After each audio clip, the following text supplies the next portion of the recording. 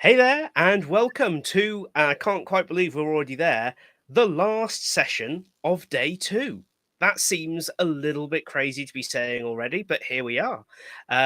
With us is Nate, who, as I mentioned in the end of the last video, returning speaker, always brings tons of energy, so ideal for a last session where we might all need a little bit of a pick us up to get us through. Please do jump into the chat during this session, get involved, engage, get your questions in. It's always fun if we can finish the day on a question that stumps everyone, right? So let's see if between us we can get one generated. But I'm not going to waste any more time. I'm going to get out of the way and hand over the reins. Nate, the stage is yours. Thanks, Tom, and thanks everybody for joining today. My name is Nate Rowlan. It's only the middle of the day for me, so I was just having lunch. It's 12:30 here in the U.S. Central Time. So good evening to all of you joining from the U.K., Europe, wherever you might be joining from. If you're here in the U.S., Canada, Mexico, maybe somewhere exotic like the Caribbean, welcome to you as well. Especially for those of you where it's like 6:30, it's Valentine's. I am very happy to be your Valentine date. But I do hope that you get out and have dinner or something like that, romantic, even if it's with yourself, because there's no harm in some self-love and self-care. All right. We're here to talk about future-proofing. So you're seeing my flashy slide up, future-proofing. It's not future-proofing Nate Rowlan, although I am going to take all this message to heart. It's just future-proofing, and I am Nate Rowlan. A little bit about me. I've worked in learning and development for a very long time. Spent a lot of my career running L&D teams, designing, learning, facilitating, all things that I love. I now work at a company called Thrive, where I am a senior CSM. So I work with other people in L&D, helping them be successful. So I get to spend a lot of time talking about learning, how to be successful, how to help the teams thrive and find success in all the work that they do. And I love it. I could talk L&D stuff all day long. So the topic of future proofing is one that comes up quite a bit. It's a popular sort of buzzy term that gets thrown out. You'll see articles written about it. So future proofing is something that you'll see quite a bit if you just go into a quick Google search. So we're going to dive in and start chatting a bit about that. Definitely, I see that there's messages come up to let's get the chat moving. What does future proofing mean to you is a question that's popped up. Please use the chat. There are a couple of moments in here that are designed to get you to answer the questions, to give some feedback. Don't make it awkward. Just jump in and type anything you want. Nothing's held against you. There's no wrong answers here. We're all learning together. So use the chat. Have fun with it. Respond to me. Let me know what you think. If you don't like something I say, you can boo me. I'm good with any of that. We can't, preventing tomorrow's headaches. So thank you, Chris. I'm going to bounce back. So preventing tomorrow's headaches. Yeah, exactly. If you're thinking about future proofing, you're 100% trying to prevent future headaches. You don't want, if you can avoid calamity, if you can avoid something bad by doing something today, right? You want to do that. So when thinking about future proofing in general, we can't even approach that topic without talking about the future. And when we talk about the future, it brings up a lot of different things. When I was a kid, right, I would see cartoons like the Jetsons, and it's dating me, obviously. I watched a very popular film franchise called Back to the Future, which is about time travel, but Back to the Future 2 in particular, going into the future and seeing their future selves, looking at what future technology might look like: hoverboards, flying cars, big tubes that suck people around the city, like in Futurama. We have all these ideas of what the future could hold. And typically when things are brought up in the context of the future, we respond as humans. So that collective we, not the royal we, but the collective we respond in one of two ways. So the two ways we tend to talk about the future. So if you're watching the news, if you're hearing, someone in in an elected office speak about the future, if you're hearing a business leader speak about the future, there's usually two ways that we tend to talk about the future. And I have two very specific images up. So I'll let you take a guess at, and you can put this in the chat. If it's just, Tom and Chris that are the ones that are responding, that's fine. But yeah, hit me up in the chat. What do you think the two ways that we might respond are? So I have some imagery there.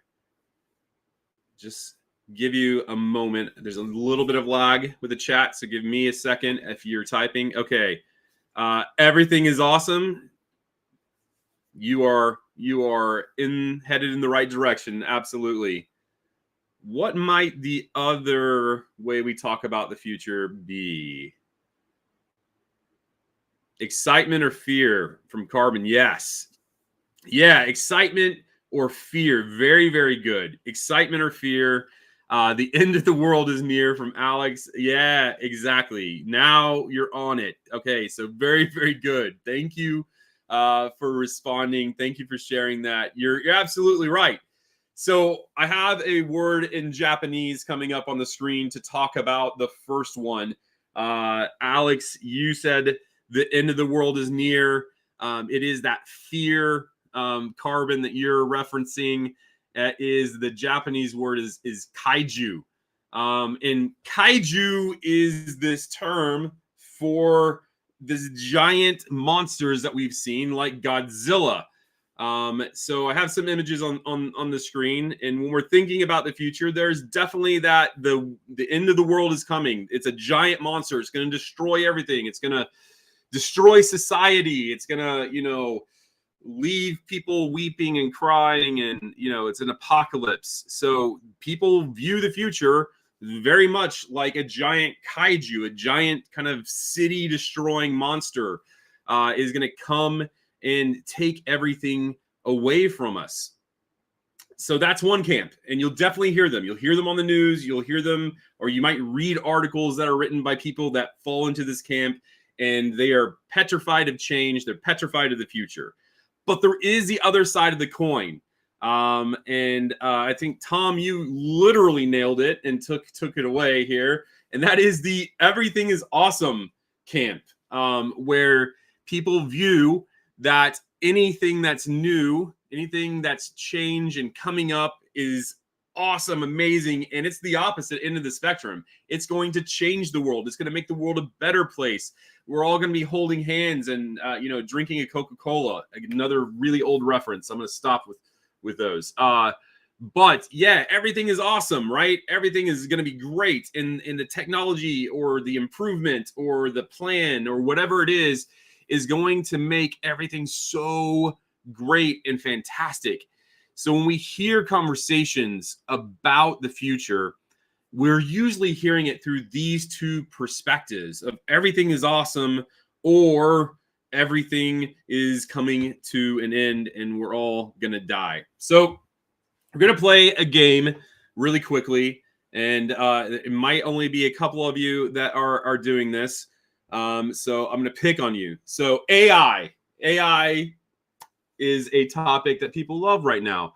And again, if you read articles, if you hear news reports, you're going to hear one of two opinions about AI. It's either going to change everything for the better, or we're all about to, experience, Terminator level apocalypse coming. So knowing that, we're going to play just a really quick game. I'm going to pick on two people that have responded. So I apologize. I asked you to respond. You did so out of the kindness of your hearts. And now I'm going to pick on Chris Hodgson and Alex Graham. So I hope you're paying attention. Chris, I'm going to assign you Kaiju. Alex, I'm going to assign you Everything is Awesome. And you can do this just over the chat really quickly. what is maybe a one sentence statement that gives the whatever camp you fall in, right? So for Alex, what is a one sentence statement that describes the everything is awesome opinion about AI? And Chris, what is the, oh my God, it's a kaiju one sentence description of AI? I know I'm putting you on the spot, but we are in learning and development. And I feel like at some point you've probably put somebody in a class on the spot before. So I will trust in your good nature that you can come up with a quick, short sentence. It can be funny. It can be snarky. Thank you. Exactly, Chris. Bye-bye, job. Yeah, exactly. And that's what people are saying, right? People are saying, bye-bye. See you later. Like, this is going to take my job. I feel like I'm quoting South Park when I say that. Alex is saying, I can use AI to help me foster creativity and save time. Exactly, right? That's exactly how AI is being sold everywhere, with every product, with every app, with everything that I see. Is it's going to help me save time. It's going to help me be more creative. And yeah, so those are kind of the two selling points from both of those camps. So when we think about the future, we have to understand that we're always kind of hearing it through the lens of extremes. And I mean, that's a whole metaphor for how we hear most news and information today. That's a conversation for another time. But knowing that, and knowing that we talk about the future, it typically is going to trigger a reaction in people. Then we have to start thinking about, okay, so how do we actually future-proof ourselves? Because is it going to be that everything's great and I had to learn a whole bunch of new skills, or is it going to be everything is going to suck and I need to start preparing for a new career doing something different? I'm going to give you this quote from Marcus Aurelius, and it says, never let the future disturb you. You will meet it, if you have to, with the same weapons of reason which today arm you against the present. And if I'm summarizing our deceased Roman emperor here, he's saying that, dude, you're smart. Like, the same logic, the same brain that's in your head right now that's solving problems today, in 2 years and 5 years is going to help you solve the new problems that come up. And you've got this. And that's my biggest piece of encouragement for you. If it's AI, if it's something else, maybe it's a process change in your role. Maybe your company has hired a new person and you know that some sweeping changes are coming. You've got this, right? The same amount of reason and logic that help you through every single day right now are going to help you in the next 6 months, in the next 90 days, in the next year, whatever that looks like for you. So have some faith in yourself and remind yourself, like, you know what? I've been successful so far. I've learned life lessons in the past from past mistakes. I've got this. We're going to be okay. Whether it's fantastic or whether it's doom, I can sort through that and I can survive, right? So what I want to give you today is 4 future foci. And if you're asking yourself, what the heck are you talking about, Nate?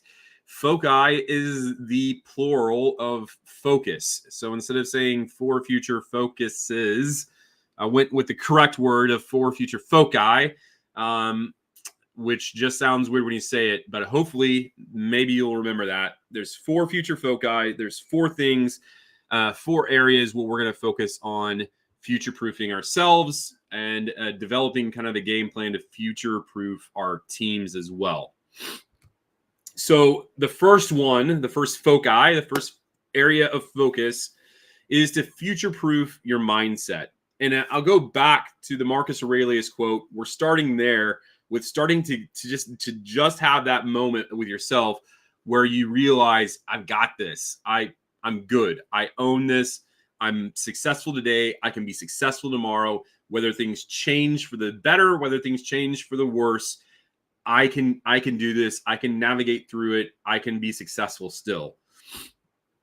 So what I'd love to hear, 1 or 2 of you, and I'm not going to pick on Alex or Chris unless you guys want to share something. Open to anybody, but I'd love to hear an example of a time when a fixed mindset held you or your organization back from adapting to a new situation. So I'm going to give you a moment. I'm going to be quiet. I'm going to take a drink of water, and let you ponder that for a second. See if anybody is brave and wants to share an example of a time when a fixed mindset prevented maybe your team, your business, something from being successful. I know I'm putting you guys on the spot, but I have faith that somebody out there will respond. So I'll give you a moment.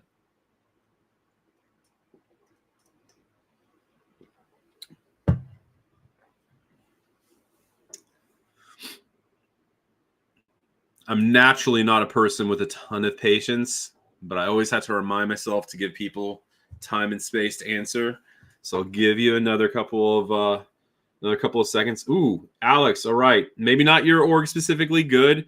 But I think an example would be holding on to the idea that in-person facilitated training was the only good option.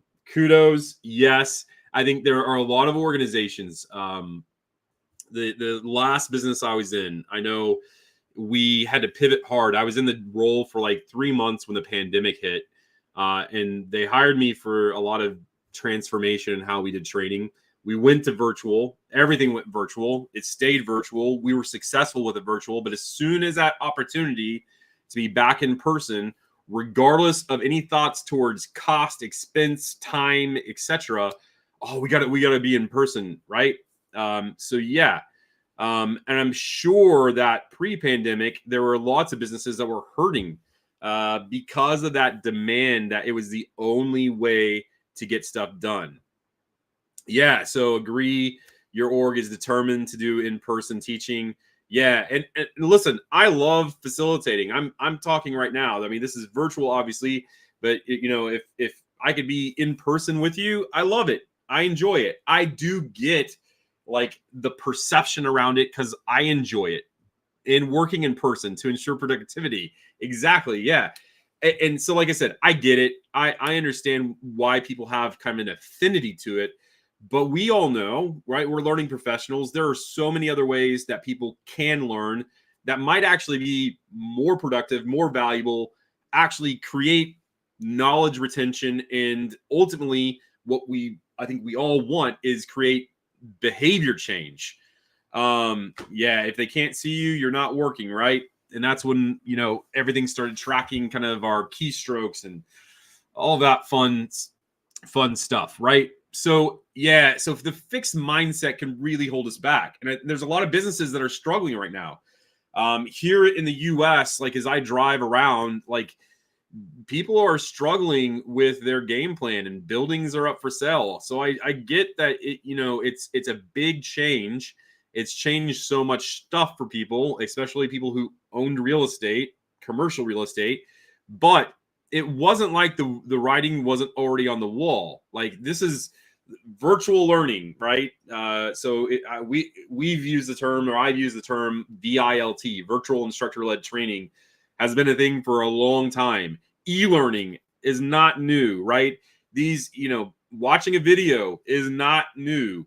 So the ways that, the opportunities that we have to do learning differently have been around for a long time. People in learning and development, in HR, in, intelligent operations people have been saying for a long time, we could do things differently. And people have been so resistant to that. Yeah. So physically sitting in an HR office, you got less work done. Yeah. When they started asking me to come into the office every once in a while, I'd be like, those are my least productive days, because I got people stopping by wanting to have conversations that, I mean, I get it. Like I like talking to people, but they didn't actually contribute to business getting done. So if we want to future-proof our mindset, here's the first thing that we have to start with, and it's change management.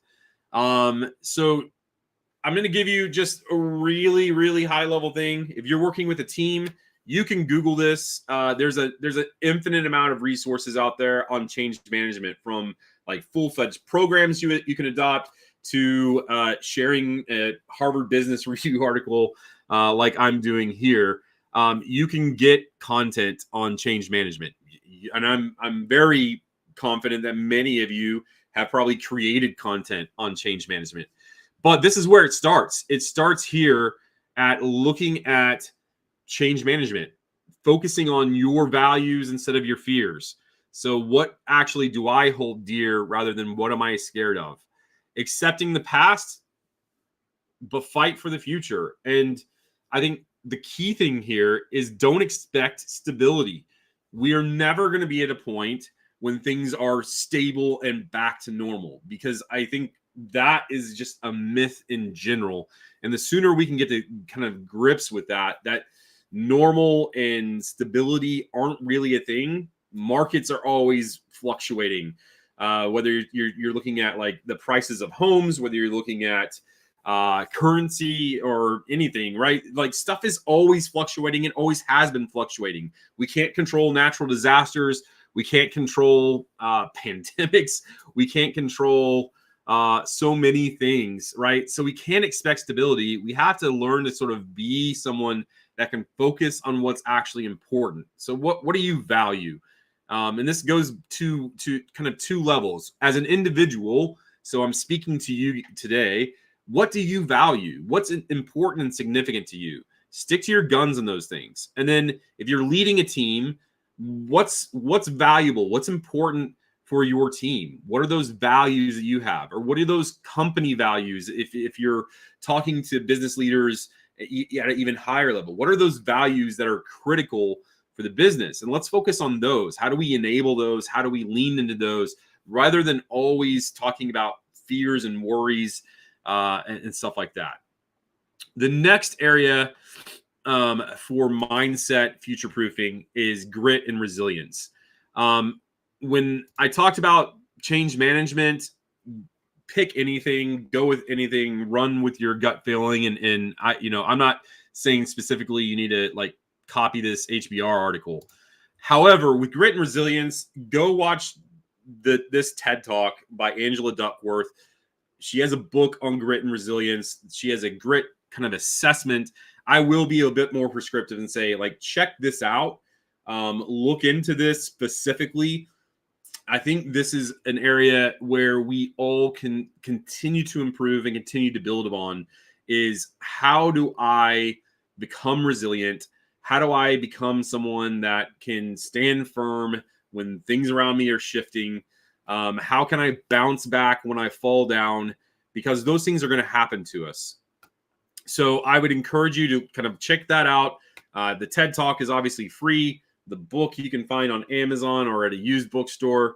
You can find, other resources, people writing about the work that she's done, etc. Just go Google that, have some fun. I would love to hear your thoughts. If you've ever watched the TED Talk, if you ever experienced any of the work, definitely hit me up, share your ideas. The third way for mindset future proofing is calm. Now, I will tell you, I have done a lot of work personally on change management and grit and resilience. Calm, you see me presenting today. Tom, I think, described me as someone with some energy. Calm is not my default state of mind by any stretch. So this is definitely the area that I have kind of entered into, is trying to figure out how can I bring calmness to myself. In particular, I worry about it because I'm kind of a hyped up person. I want to make sure that I teach my kids also how to find some calm through all the chaos. How do you still your mind? How do you quiet when everything is loud, so that you can make good sound decisions, right? So it doesn't matter. Pick something. It could be meditation, yoga, Tai Chi. It could just be simple breathing exercises. I know a few years ago, there's obviously in the NBA here in the US, there's a basketball player called Russell Westbrook. And when he goes to shoot a free throw shot, there's a lot of pressure on the athletes. And I saw him doing this thing where he takes a deep breath and he's like, and he pushes it down. He does it like 2 or 3 times. And it's a breathing exercise. And he kind of just quiets himself. He controls his breathing. And then he just crushes it. He takes the shot and nails it. I'm a huge rugby fan. You can see stuff behind me. You'll see rugby players, doing all sorts of little rituals before they take either a penalty kick or to try a conversion after a try. You'll see the same thing in football, both footballs. So it's that idea of being able to calm yourself when the pressure is on, when things are crazy, when the world is chaotic. How can I calm myself and make those good decisions? That is part of mindset. So those are the 3 areas within mindset that you can future-proof yourself. All right. We're going to move forward and look at skills. All right. So skills is the next area.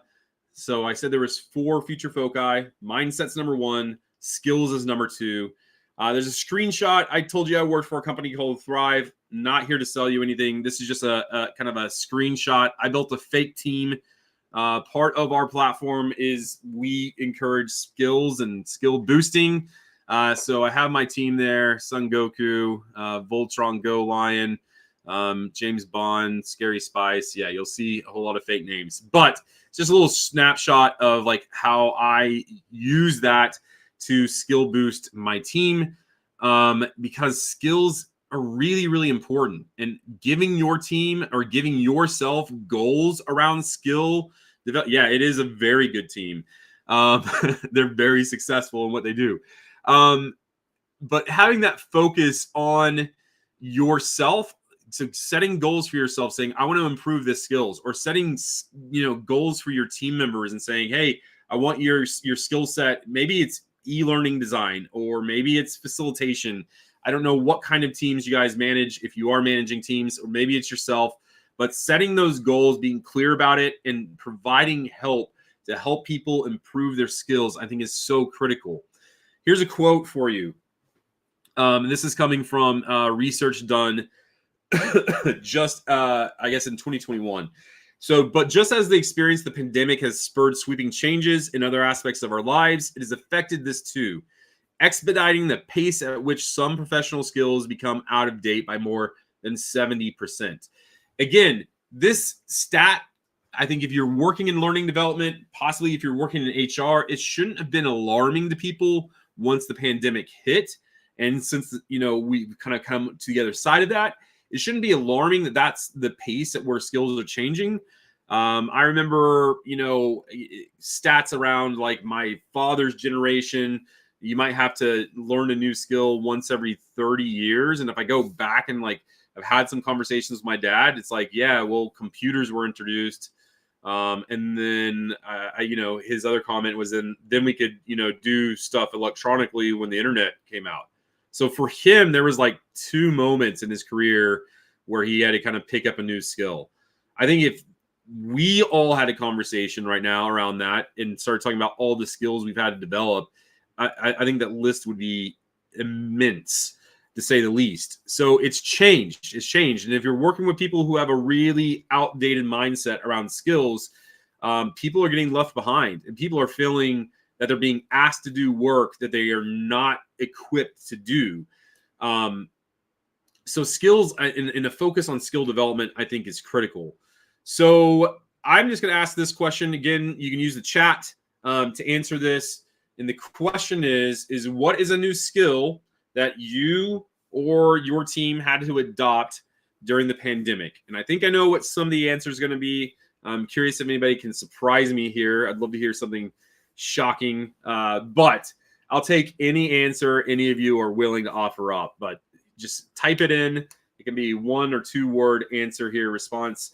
What is a new skill you or your team had to adapt or adopt during the pandemic? Take a drink. Wait for some magic messages to appear.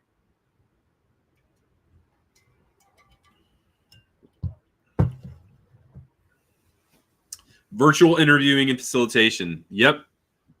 And virtual interviewing is interesting, right?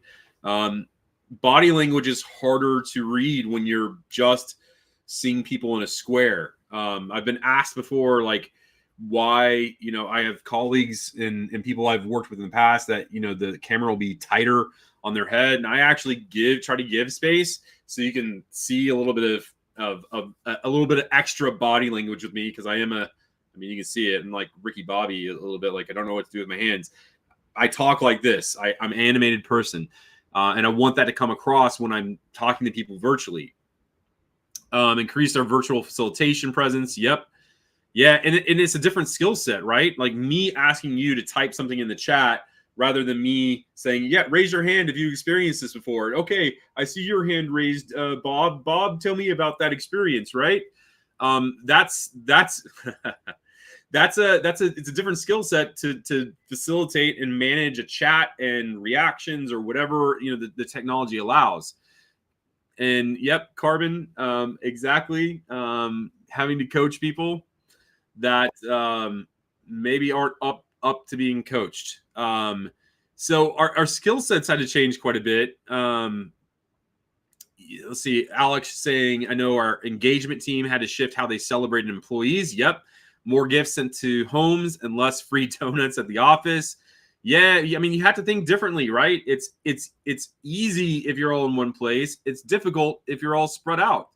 I work in a situation where most of our employees are remote. I'm on the fringe because most of the employee base for my business are based in the UK. So being a non-UK employee puts me in an even smaller pool of people. So how does the business, right, service people both that are remote, maybe out on the fringe, how they pull them in? Those are all skills that a lot of people had to adopt. How do we connect with people? How do we run large events online for the first time? Yeah, exactly. Good. So we all had to adopt skills. So we all know, like, hey, skill development is going to be required of us, and often it's going to be required of us to happen quickly. They expect us to rapidly upskill ourselves because they need it, and they need it now. Sorting through the influx of platforms. Yep. Yeah, exactly. So you guys are on it. So future-proofing skills is important. Here are a couple of things that really stand out. One, middle management is going to have different responsibilities. So as we're looking to the future, as we're trying to future-proof ourselves, if you're working in L&D and you know that you're going to have to be talking about, leadership development, this is one to really hang on to. Middle management's going to have different responsibilities. And again, this isn't like groundbreaking, earth-shattering. Like, this is not the first time you guys have heard this. So I don't want to make it sound like I feel like I'm being profound. I'm just packaging this stuff together. I hope in a clear way for you. But emotional intelligence is at the top of that list. If you're thinking about, right, we're going back to engagement. How do you engage a remote workforce? How do you, if you're managing people and they're all spread out, maybe even different time zones? Dude, having emotional intelligence is so important. Being able to read context, being able to understand shifts in tones in written communication. Like, oh, that last email didn't sound like how Nate normally responds to things. I'm going to check in on Nate, right? That's like simple things like that is what's going to separate a really good leader from crappy average leaders. So emotional intelligence is key. Coaching and employee development. Again, I'm probably preaching to the choir here, but managers are going to have to start taking ownership of their employees' development. It's not going to just happen from a learning and development team. The learning and development team, the HR team, whatever team, they're there to support the manager. It shouldn't be them driving every single initiative. It should be the manager saying, hey, I need to develop my employees. What resources do you have?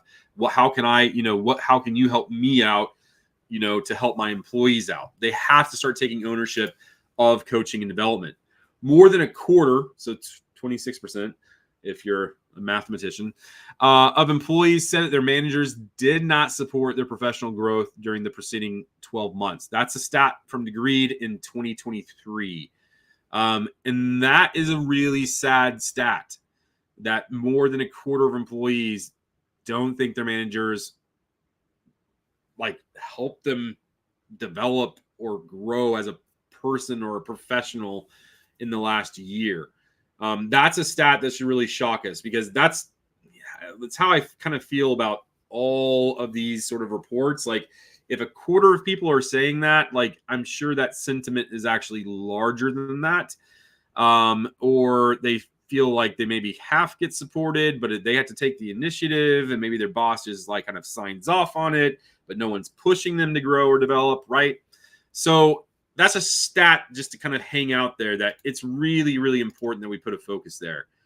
2, upskilling and digital dexterity are going to outweigh tenure and experience. And again, I think you probably already know this, but like me being the employee that's been here the longest means less and less and less, because unless I've upskilled myself and I'm relevant, that tenure means nothing.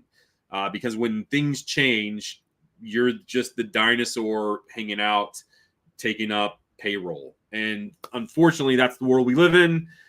So if this is the first time you've ever heard anybody say that, I'm sorry. Don't cry. It's okay. You can upskill yourself. You can future-proof yourself. That's why we're here. So I don't think it's you. But upskilling and digital dexterity are going to be more important than tenure and experience. So someone that can come in and learn how to do new things quickly, can upskill themselves quickly, those things are going to matter a lot more than, oh yeah, I have a lot of experience there. Well, the experiences are changing. In higher ed, you have too many dinosaurs. Yeah, because that's an institution where tenure has always, taken precedence. So, yeah, I can't solve all the world's problems, but higher ed is something I'd love to tackle one day. So if you're thinking about this, critical thinking skills are key. And the other thing is just knowledge sharing. So like, how can you in your organization, so if it is higher education, if it is just a traditional business, or if it's just you and your family, you and your kids, you and your siblings, whatever that looks like, how can you increase and ramp up knowledge sharing? How can we get back to sitting around the campfire, sharing bits of knowledge about how we found, a certain berry, or how we hunted down a saber-toothed tiger? How can we get back there and create that sort of digital campfire where we're constantly sharing knowledge with each other? That is the environment I want to work in. That's the environment where people will thrive and grow and prosper. That is it. If you can create that kind of environment, that is a team, that is a business that is going to find success. All right. Moving on to the third foci. The third area of focus is sustainability. Now, I'm not in this context talking about the environmental concept of sustainability, although if we're trying to future-proof things, that is a thing to focus on. What I am talking about, though, is in the broadest sense, it's referring to the ability to maintain or support a process continuously over time. That definition is coming from Investopedia. So like, what is sustainability? That's what we're really talking about. The ability to maintain or support a process continuously over time. So many of you, and I keep referencing the pandemic because we had so much shifts and changes and things that were, rapidly adopted and made different because of that era. And we're all here, so we all survived it, and we all are on the other side of that. Right? Or all of those things sustainable? Was all of the change that we implemented, was it sustainable? So maybe you're thinking about programs and initiatives or processes that were set up. Are those things good today? They were good a couple of years ago, but are they good today? Are they sustainable? I'll give you an example. We had to do things virtually very fast in the business that I was in when all that shifted. At the same time, the company went ahead with a acquisition of another business, and it was 4-hour car drive away. No one was flying, but we were going to have to go on site. We were going to have new people starting 4 hours away. We couldn't bring them to a home office where we're at. So the whole conversation was like, okay, how do we do this? So we set up, and this was a game plan, right, that I helped come up with, but came up with a kind of mixed thing of in-person but virtual. Meaning we set up sort of a station where someone was presenting, 4 hours away, and 2 or 3 people could sit in a room and participate virtually that way, because there was an insistency to some amount of instructor-led in-person-ness around the training. So we came up with it, but I'll tell you, like, it was a good temporary solution, but it wasn't sustainable. It wasn't a good long-term solution. We needed to invest in better technology, right? This is all equipment I cobbled together from Amazon. This is, it was all sort of random, and yeah, it wasn't like the best long-term solution. But like many organizations, people get caught up in like it's working, so why change it? Because there's two reasons. And first is like the people reason.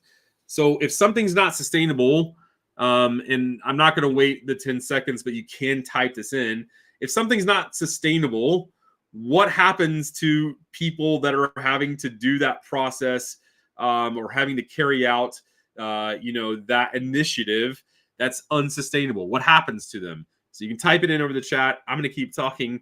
I think the GIF speaks for itself. It burns people out, right? Something that's non-sustainable, that puts an extraordinary amount of stress on your team members or yourself. Over time, it's not sustainable. It's not going to work out. Yeah, burnout. Thank you. They get frustrated. Exactly.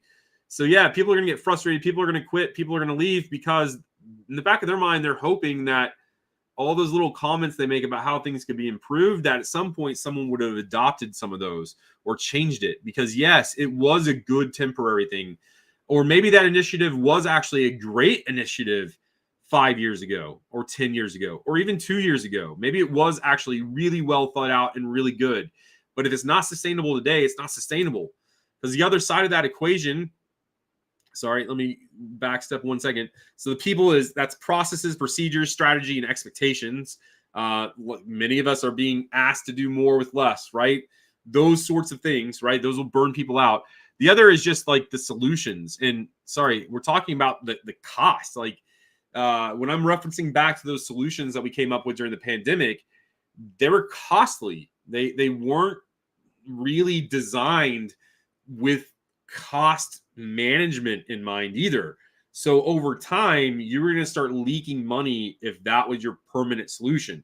It was good in the moment to sort of stop a leaky dam, but it wasn't necessarily the best way to do things forever. And so you have to just think about that. Are we leaking money? Are we leaking people? Are things bad because the solutions that we come up with, the processes, procedures, the strategy, or the expectations, they're just wonky and not working anymore? So I'll ask this question. You can put it in over the chat. But what red flags or warning signs make you question the stability of, and I'll say your organization's plans, but it could be any organization that you work in now or in the past or even in the future, sort of theoretically. What are those red flags that would make you question the sustainability of the plans of the business you're working in? And again, we're talking about processes, people, anything like that. What are red flags that would make you think, oh, Nate, this isn't sustainable? I think we're going to have a burnout issue, or we're going to be leaking money. What are those red flags? Give just a moment.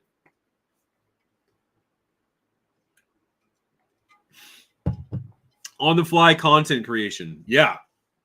Responding to every single content request.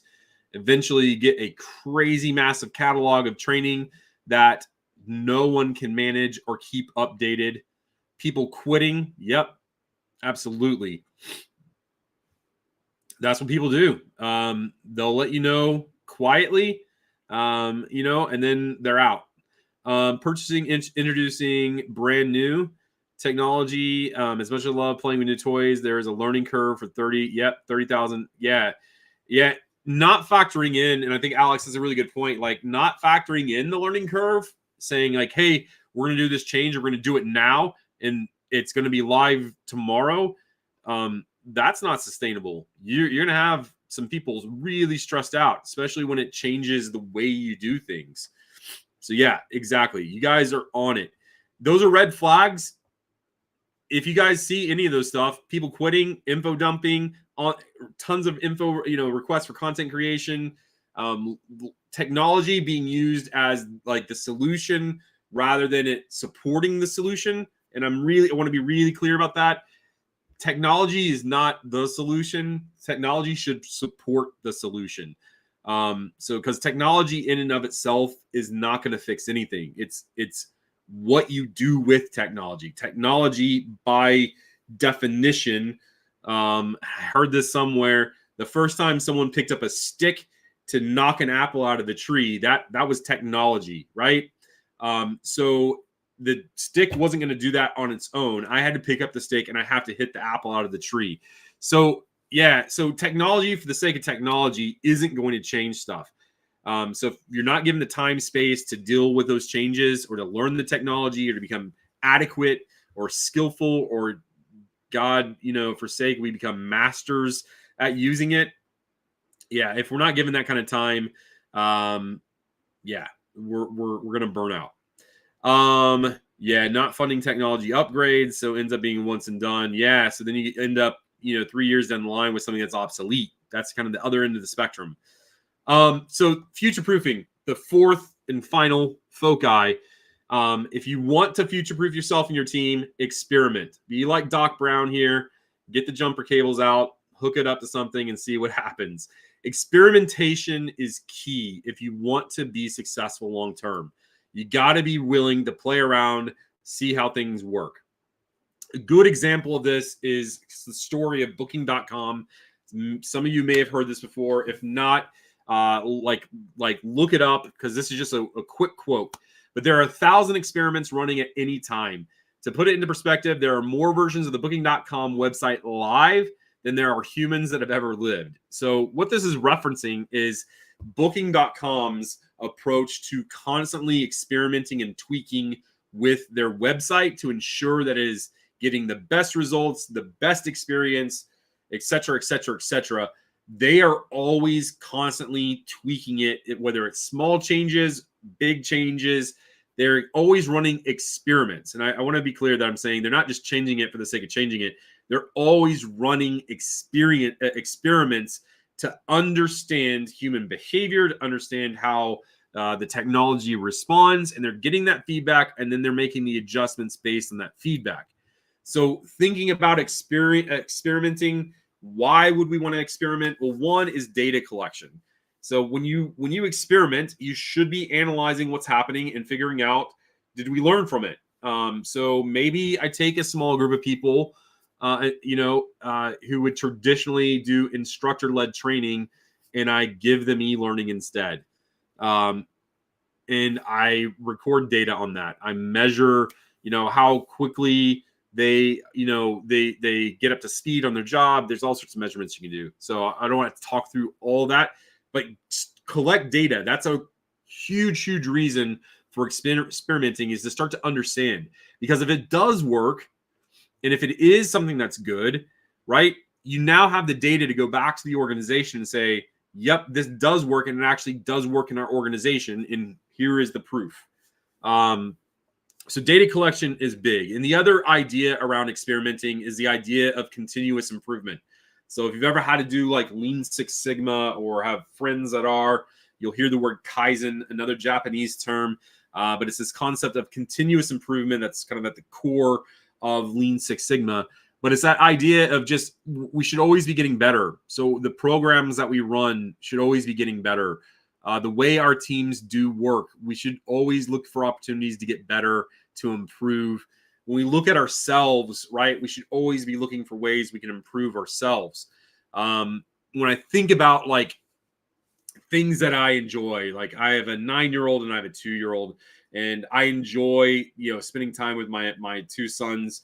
My oldest, especially right now, is kind of coming into the zone where we have shared things we like. So we'll watch anime together and things that I love. And I love turning these into life lessons. My son and I will watch like Dragon Ball together, and I really have these conversations that are like, you know, what did you see happen? Like, he got excited even when he lost because he learned something, and then he improved, and then he got stronger, and then he got a new transformation, and now his hair is blue instead of red, or, you know, red instead of yellow, or yellow instead of black, right? Because now he's got like a new awesome power. And while I may not be able to glow and fly around and shoot key blasts from my hands, I can continue to put into myself in my own development and continue to make myself better. And if I'm leading people, I can continually try to improve the processes, improve the way we do things to help power them up, to help supercharge the way they do things. So they always feel engaged. They always feel like we're getting better and we're being successful. And even if it's small little wins, those small little wins over time stack up. And really, I'll ask this last big question for you guys, so you can answer. But how in the past, and you don't have to get into a lot of detail, so maybe just a quick answer, but how have you overcome barriers to experimentation in the past? And maybe some of you are saying, I haven't yet. But if there's one or two of you that have, I'd love to hear your thoughts on this. How can you overcome? Maybe that's a better way to ask that. How can you overcome barriers to experimentation? So I'll wait just a moment, give you guys space to answer that. But how can you, or how have you overcome barriers to experimentation?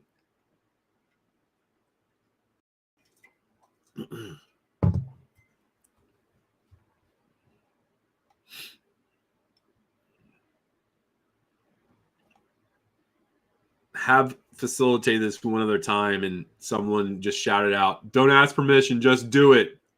And I had to laugh because it tends to be my default. But I'd love to hear some better responses than Nate's default. Clear objectives and asking the right questions. Yeah. I think you're right. Really thinking it through, having clear objectives, asking the right questions, community support, learning from others' experience. Yeah, you're exactly right. Like, you don't have to run all the experiments either. If you guys all have friends within a learning network, right? You all are connected to people on LinkedIn. You're part of this network right now, right? So make some friends and ask them, like, hey, have you done this before? What were the results? Borrow some of that information. Just do it, but also try to get others excited about it. Being a hype man or hype woman, being able to hype people up for stuff, I think is a valuable skill set if you're working in L&D, because you do have to get people excited about change. And I'll go back to that original thing, is that people are either going to be naturally excited about it and maybe go a little bit overboard, or they're going to be terrified of it. So we have to know how to speak to both of those audiences to either kind of temper that passion, or to like calm the fears. Yeah, absolutely. Thank you guys for sharing. You've been great. My biggest thing here is just don't be complacent. Don't ever think like, hey, we're in a good spot, we're gonna chill, we're gonna pause. Always look for areas where you can improve. If you've been thinking to yourself, hey, if we change this thing, like this program will be better, go and do it. Don't sit around thinking that, the way that you do things right now is good enough. It's not. Don't be complacent. So a couple of quotes. I always say complacency is the kiss of death. Yes, Shari, I agree with you. The people who want to who want to step into their greatness are hungry. And I would agree with Les as well. You need to be hungry. Don't be complacent. There's tons and tons of business examples of businesses that got complacent, people who got complacent, and how quickly they went from being number one to being non-existent. Look up the story of like Compaq computers. They went from being like the number one PC to not existing, and I think their leftovers were bought up by Hewlett Packard. But how does that happen? Well, you'll read some statements of like when they started getting outpaced by Dell and some other computer manufacturers. Their CEO was like, "Yeah, we're good with being number two. We're the number two company," because they got passed up. They were number one. They're like, "We're the number two company in the a really good market, and the complacent statements just kept coming until they didn't exist. So it is a kiss of death. Don't be complacent. Be willing to experiment, kind of get crazy with it, and have fun trying new things and doing things different. It doesn't have to be massive changes.